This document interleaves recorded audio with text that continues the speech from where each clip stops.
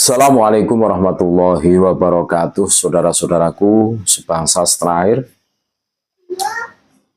Kemarin Kiai Muharrar Khudori sowan ke Pondok Unik, tempatnya Abuya Mama Gupron. Pada saat bertemu dengan Mama Gupron ini, Kiai Muharrar Khudori mengajukan beberapa pertanyaan yang menurut kami ya untuk meyakinkan kita semua siapa sebenarnya Mama Gupron. Dan kita semua tahu Mama Gupron itu seorang kiai yang luar biasa, selalu menanamkan hubbul waton minal iman. Semangat nasionalismenya itu tinggi. Bahkan dari jawaban beliau yang kami tangkap ya, beliau mengatakan jangan terlalu berlebihan membahas nasab. Kita harus mempedulikan nasib bangsa kita, bangsa Indonesia ini. Segala sesuatu yang merongrong negara kita, ini harus kita antisipasi. Jadi pentingnya menjaga negara, penanaman hubbul waton minal iman di sini penting sekali. Makanya Mama Gupron betul-betul menekankan ini semua.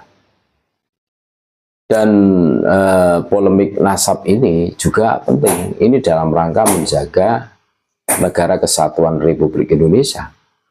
Jadi pada saat para kabib ini selalu mengklaim, main klaim, yang memerdekakan Indonesia katanya kabib, yang bikin merah putih kabib, pahlawan nasional juga berubah menjadi kabib.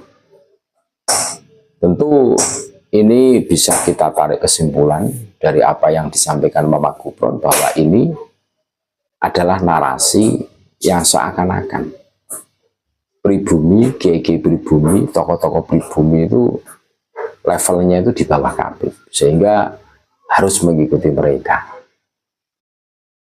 Jadi ini menarik karena perbincangan antara Kiai Muharrar Khudori dan Mama Gupron ini penuh dengan makna bagaimana kita bernegara, berbangsa yang baik dan benar. Untuk lebih lengkapnya, mari kita dengarkan bareng-bareng bagaimana Kiai Muharrar Khudori bertanya kepada Abuya Mama Gupron. Itu sekarang pun sudah kelihatan. Jadi sudah melesiri nasab. Nasibnya pun nasib bangsa atau nasib rakyat perlu diopeni juga. Kalau enggak itu nanti bahaya juga. Jadi nasib sama nasab itu harus kebersamaan, bergandengan. Karena kalau tidak bergandengan itu bahaya. Nanti Pancasila merah putih NKRI hilang. Tetapi kalau kita di Nusantara ini benar-benar belusukan spiritual Pancasila merah putih NKRI Indonesia Nusantara, itu untuk menyelamatkan negara. Nah sekarang kita hanya satu pintu masalah Islam, yang lainnya di mana? Sedangkan di Indonesia tempatnya tempat Pancasila, bukan tempatnya satu pintu agama Islam. Padahal di Indonesia pun semua sudah dirangkum disebut bineka itu kan kata Syekh Nawawi, kata Abuya Mama Gupron begitu.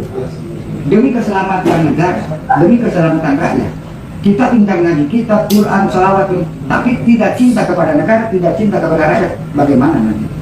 Dosa atau tidak? Bukan dosa lagi, kewalat. Tetapi kita demi keselamatan keseluruhan, makanya kita dibangkitkan kembali. Kenapa NU ada satu abad? Nah, kata saya waktu di itu satu abad semua harus dibakar dulu, karena kalau nggak dibakar nggak akan kedua kalinya nanti. Jadi Indonesia ini, Nusantara ini, adanya Bahlawi akan menjadikan radikal ISIS dan teroris. Bayangkan. Nah, kenapa begitu? Karena dia sudah punya pedoman, pengen oper alih kepada yang ada di Indonesia. Kenapa? Pancasila diakui, merah putih diakui, Indonesia Raya diakui. Nah, sedangkan itu hasilnya nenek moyang kita, berarti nenek moyang kita disebut acung kan.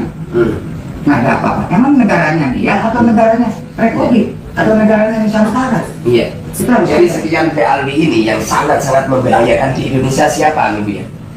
Loh yang situ tadi sudah disebutkan. Ini biar dia.